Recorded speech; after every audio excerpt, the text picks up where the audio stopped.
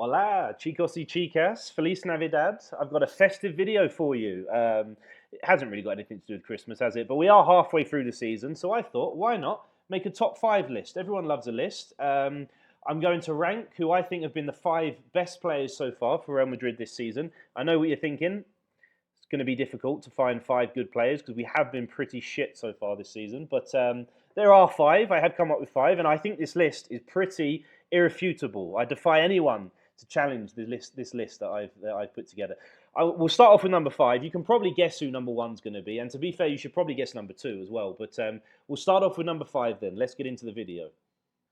Entonces, number five on this list then, numero cinco, is Vinicius Junior. Now, of course, as if Vinicius Junior is getting in this list. No, I have got at number five, Arda Güler. Arda Güler. I'm just looking here. He has got 1, 2, 3, 4, 5, 6. He is the seventh player to play the most minutes for Real Madrid so far, with 1,067 minutes. I think even Güler wouldn't have expected to play so many minutes. He started the season fantastically well. He was our second best player, I thought. Don't get me wrong, in the last month or so, he has definitely dropped off. I'm going to put his stats up here on the screen for you. Now, when we compare him to other attacking midfielders and wingers, you can see here in the percentile, he is elite. I mean, he's got 99% expected assisted goals, as well as 88% in actual assists. I think he's got 5 assists so far in the league, along with 2 more in the Champions League, which is already beaten his all-time season best, and we're only in December. I think he's also got 3 goals so far this season. His progressive passes are in the top 99%, along with pass completion. He's also 89% in terms of tackles. He's in the top 89% when it comes to tackles. If we then compare him to midfielders, obviously his stats still stack very highly when it comes to goals and assists, but also, progressive passes, 80%. Progressive passes, 93%. Progressive carries, 80%.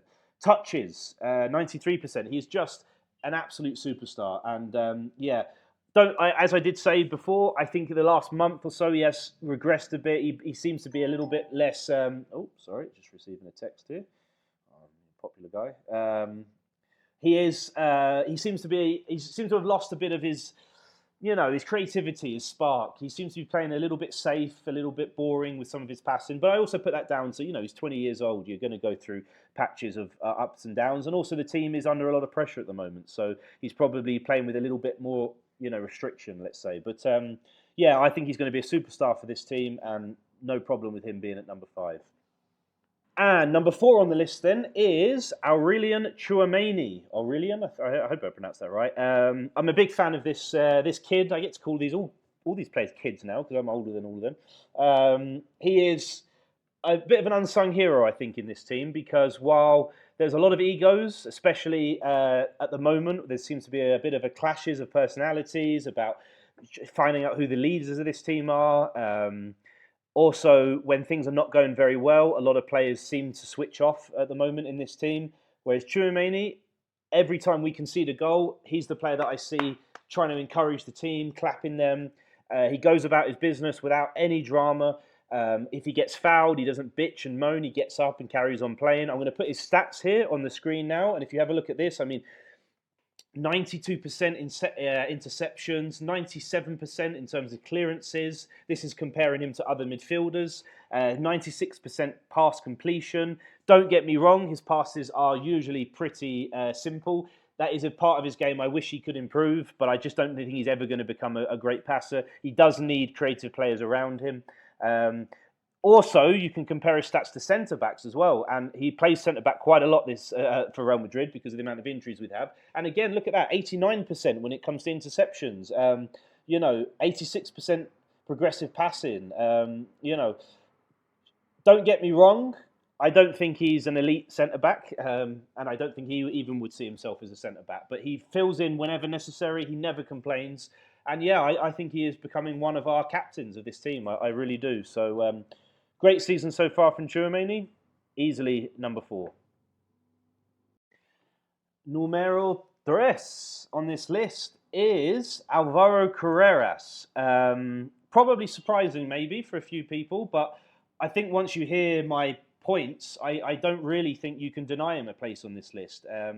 He is He has played the fourth amount of minutes of any single Real Madrid player so far this season. It's his debut season. He's 22 years old.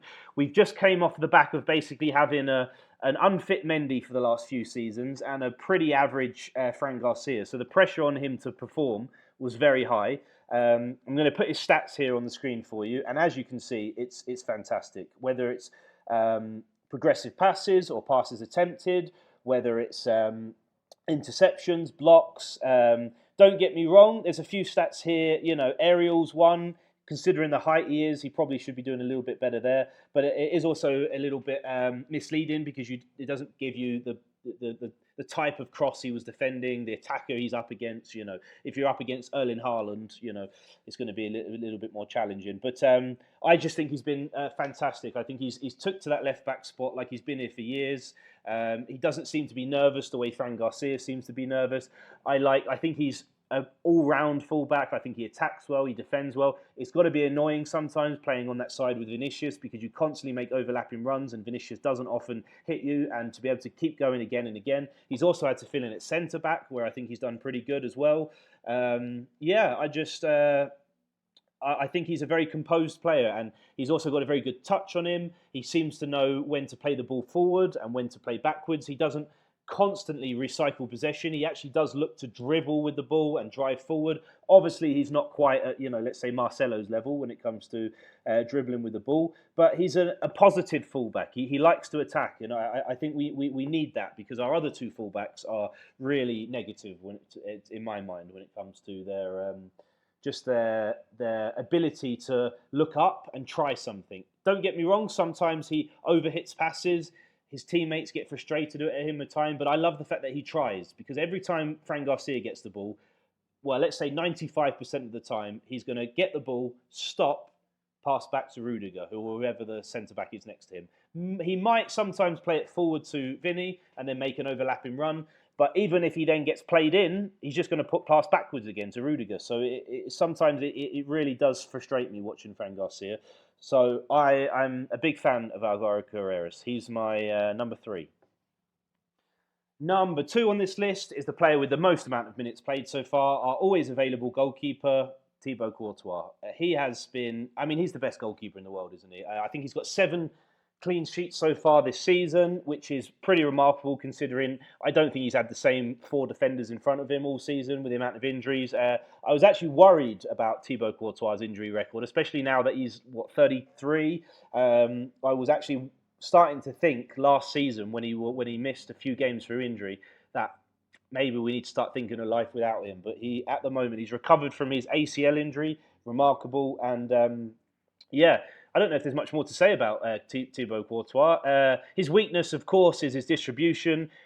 If we did have a goalkeeper that could play better than Courtois, I think we would be a little bit, perhaps a better team in terms of being able to keep the ball. Because it is true that if you press Courtois, he does just end up kicking the ball out for a throw or something. He really isn't that comfortable with the ball at his feet. But everything else that he does, the way he commands his area, his one-on-one situations, his reactions, his ability to get down so quickly. Sometimes I feel like it's easier for him to put his foot out, but he still dives down with his hands to make the save. And you just think, wow, how can you get down so quickly? I've never really played that much in goal, so I'm not going to pretend that I'm an expert at how you make saves. But absolutely fantastic. How lucky are Real Madrid, by the way? Since I've started supporting Real Madrid, we basically had Iker Casillas, then we had Keylor Navas, and now we've got Thibaut Courtois. 3 of the best goalkeepers of their generations. And we are very fortunate to have him. So Thibaut Courtois,